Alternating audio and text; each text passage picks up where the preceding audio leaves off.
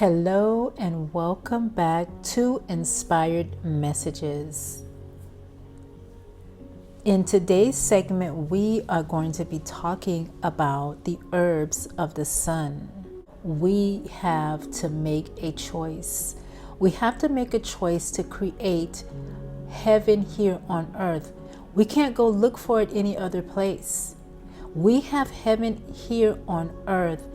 And the more we are aware of the gifts that lie, or the gifts that nature has for us in so much abundance, it's an abundance of resources that nature have for us. And so when we begin to acquire this wisdom, we are able to utilize it. In other words, you have to implement this into your life so that you live harmoniously with yourself, you love yourself, and you are healthy and you are abundant in every area of your life. And so that same energy will transfer over to others in your environment, in your family, and your friends. And so in saying that, let's jump into the topic for today. And it is about the herbs of the sun. And so before we talk about the herbs of the sun, let's talk a little bit about the sun. So how does the sun make you feel?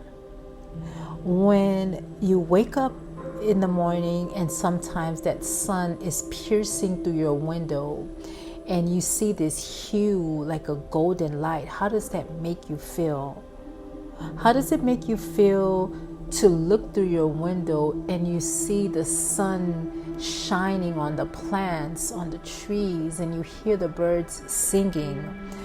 And or if you're near a lake or a river and you see like that sun, the radiance of the sun shining on top of that water, and it creates that like a little glacier over the water. I mean, it is just a beautiful feeling. I know for me, it makes me want to go on a picnic. It makes me want to go to the beach, and it just makes me want to be outside.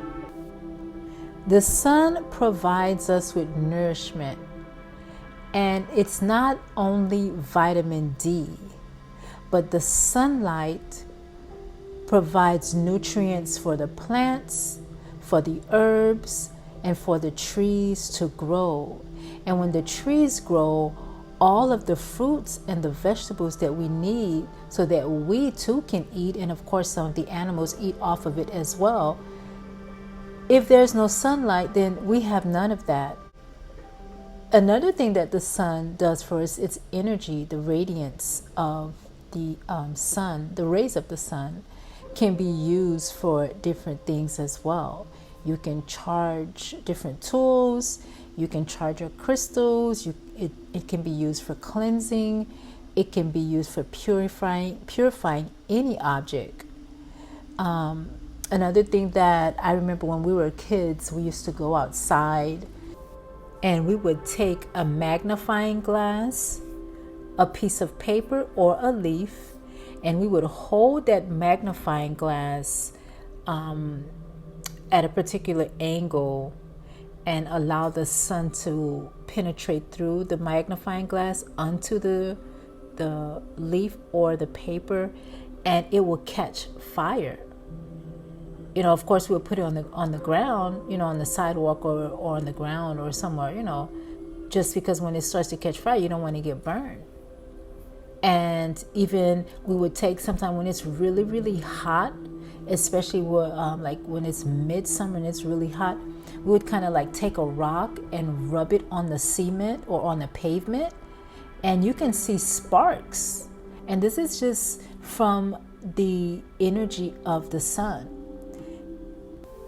And I'm not even sure if children go outside and do these type of things anymore, but anyways, the next thing we're going to talk about the sun is the phases. So just like the moon has phases, the sun has phases that can be used when you're doing rituals or for different reasons.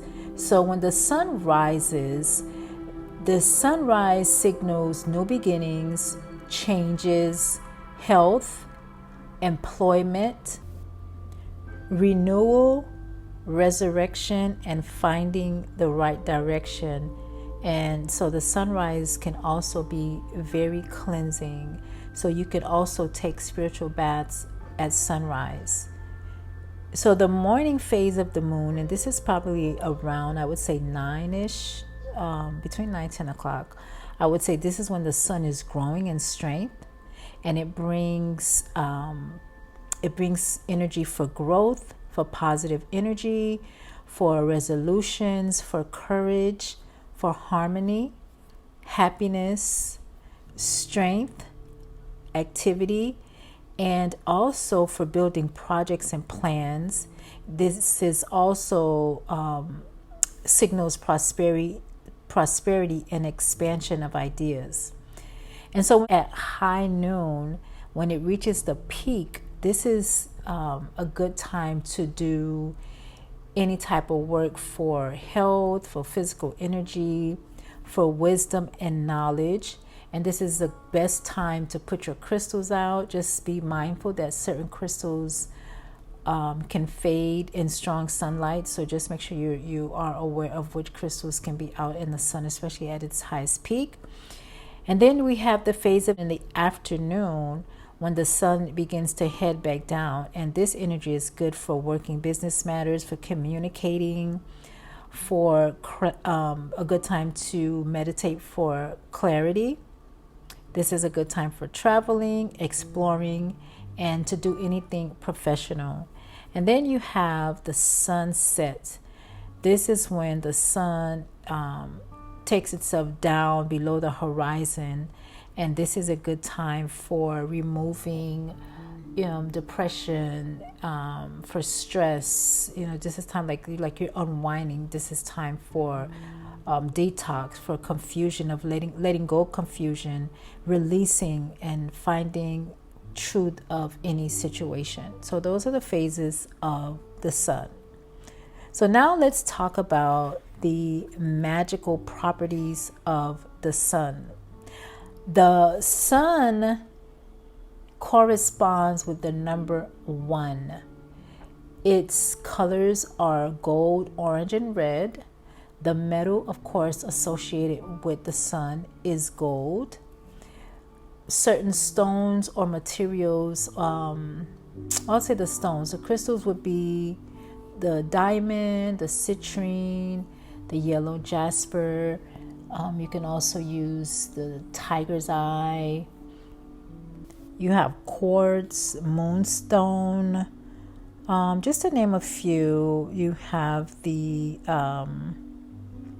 amethyst as well, and carnelian, and just to name a few of the crystals. And so the energy of the sun deals with success, empowerment, self-confidence, courage, vitality, authority, self-knowledge, goals, spirituality, health, the gods, freedom, leadership, creativity, growth, expansion, wealth, power, and individuality. And also because the sun is so radiant, it's attached to matters of the heart as well. Solar herbs restore equilibrium to the entire physical system, and they serve as tonics to the heart and promote the free flow of vital energy. So the first herb we have is Angelica, and all these herbs, I'm just going to mention them, but I will do separate videos so we can go in more in depth about different properties of these herbs. So you have Angelica, ash, calamus, chamomile, a lot of the yellow flower or sunflower, eucalyptus, hazel, juniper, myrrh, St. John's wort, of course, sunflower. And remember, the sunflower is for wishes of fertility, truth, integrity, luck, and protection. It is also loyalty, happiness, and the element of fire, of course, which is the sun. And we also have mistletoe, rosemary, saffron, and safflower. And there's many more, but I just want to mention those. And there's different types of blends that can be used for medicinal purposes and for other purposes such as floor washes, or to utilize for your rituals. So you can mix chamomile and hibiscus. You can mix elderflower and mint, hibiscus and rose, rosemary and hibiscus, and sage, lemon balm, and lemon verbena. And these blends can be made either warm or as a tea, like iced tea. These are the gifts of nature. These are the gifts that we have readily available to us. And with the wisdom of what we have, the resources that we have, we can do so much. And so just to remember, the suns, the energy can be used for all sorts of things, to create, to work your magic, to, if you want to use the word rituals instead, go outside in the sunshine, charge your tools, charge your crystals, charge yourself, absorb the sun's energy, stand there, close your eyes, and look up towards the sun, and allow its energy to penetrate every cell in your body. Thank you for listening. Please leave your comments and/or questions below. And until next time, love, health, and abundance.